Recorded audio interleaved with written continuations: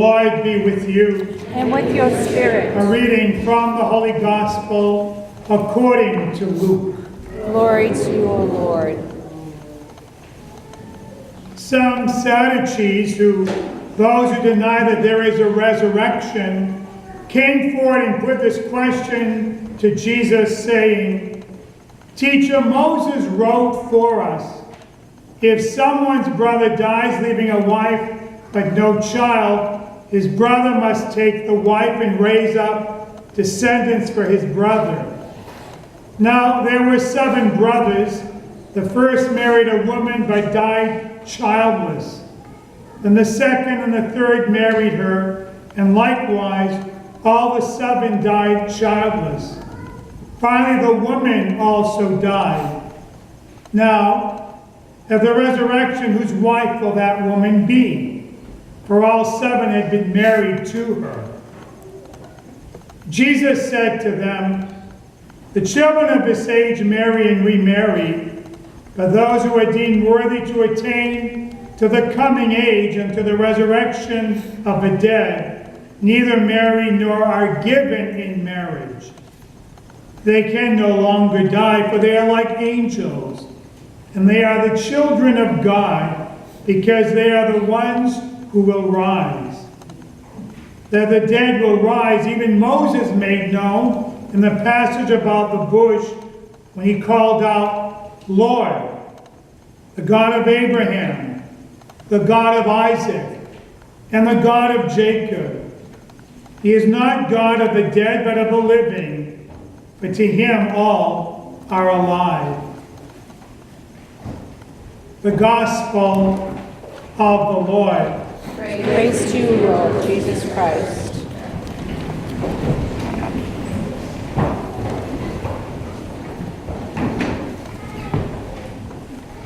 If you juxtapose these 2 readings, one seems so superfluous, it seems so ridiculous. The Sadducees, as we mentioned, did not believe in the resurrection of the dead, and yet they asked Jesus the question, whose wife will she be in heaven? In other words, they're mocking Jesus. They're trivializing faith and the importance of faith for Jesus, the Son of God. Now compare that to the first reading, which is from 2 Maccabees chapter 7. Maccabees was written 200 years before the birth of Christ. For the Maccabeans, it was a group of people who had been severely tested. A foreign Syrian had come in, a foreign element, and they wanted to basically abrogate everything that the Jews believed in. They wanted to destroy their tradition. And so they tell them you can no longer eat pork. They first attack them with the small rules and regulations. But later it becomes even more evident what they're trying to do. They're trying to strangle their faith. You can no longer worship your God. Now you must worship our gods, small g's, plural, our gods, and make sure you do, otherwise you will be severely punished. So the story today is about 7 young men who obviously had a very heroic mom, a mother who had taught them right. She didn't trivialize the faith or the traditions. I was thinking as I was preparing this homily this week, how is it that we oftentimes trivialize our own faith, or how we trivialize life in general? I was reading statistics recently in the Wall Street Journal about the number of hours that people spend on Facebook. Think of it, that's trivializing life. Now, I'm not on Facebook, I'm not smashing people who are, because I know there's good that comes out of Facebook, I realize that. But on the other hand, too, think of the time we spend on Facebook.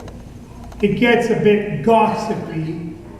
What are they eating and where are they going? And what kind of clothes are they wearing, and then it can get very contentious if you bring politics in there and what people believe. You can get angry with each other and get you off Facebook. Oh my Lord. But think of it, how we trivialize things. See, when you have a lot of time to waste and life no longer has big issues, but we don't want to look at the deeper issues. See, the deeper issue during the month of November, something that we need to be thinking about. It's called the last things. And what is it? Death, judgment, eternal life. And so oftentimes we don't want to think about those things. And so we notice that more and more people in our culture, they don't want to have visiting hours when people die. They don't want to have funerals, and they just want to bury people quickly because, well, it hurts less, or I heard somebody told me, and many people will say this, Father, I don't want to inconvenience anyone when I die. Is that how little you thought of yourself?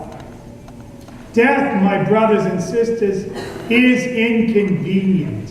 Hate to tell you. And people are going to be inconvenienced at time of death. So that's what we call love. That's just one thing we trivialize. We trivialize our faith when we're confronted oftentimes as Catholics, as Christians. We compromise. So, there could be 2 feet of snow in the winter, and we'll find a way to get to Foxborough. There'll be 2 inches in the driveway. Oh, we can't go to Mass, there's too much snow. I hear that all the time. You know it's the truth. Truth sets us free. So we trivialize things. We let our kids spend hours and hours doing nonsensical things on their cell phones, texting, and nothing wrong with it. But when's too much too much? And yet we don't teach them what's important. Again, I'm going to go back to one of my favorite themes, sitting down at table together, putting all these things away and saying, let's talk.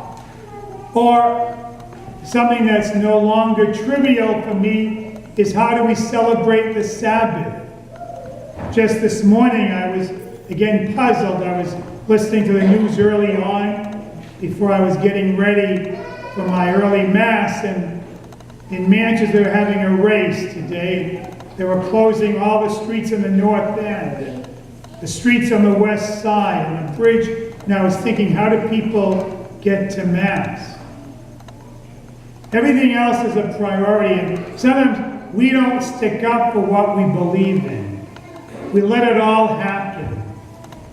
We're like that frog in the pot, and the water's, instead of throwing the frog in and it's boiling, we gradually put the heat up, and we don't even notice that we're going to die. Now in the book of Maccabees, here's heroism. Here's strength. Here's a mother who taught her kids, don't compromise. Don't compromise your God. Don't compromise your faith. The Sadducees in the gospel, they're idiots, really. Idiots. But this woman, got to give her credit.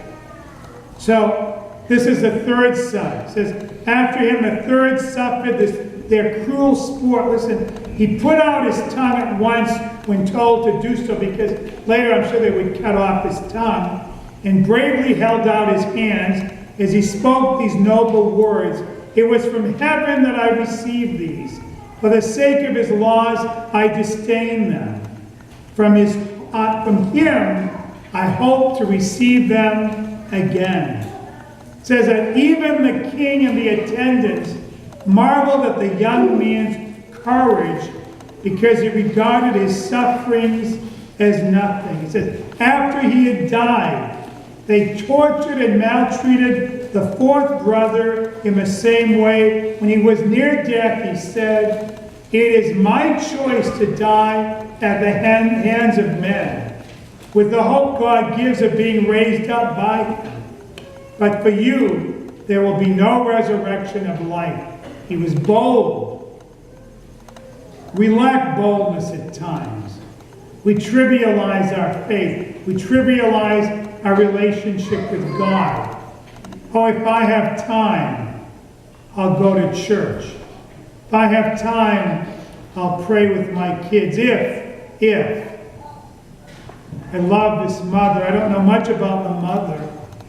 What we read in the book of Maccabees is obviously here was a woman who was willing to sacrifice her 7 sons because of a relationship with the God of Abraham, Isaac, and Jacob. Remarkable. So, what's in our hearts today? How do we feel about this? We were brought before a court of law. Would there be enough evidence to convict us as Christians? It's always an important question to ask.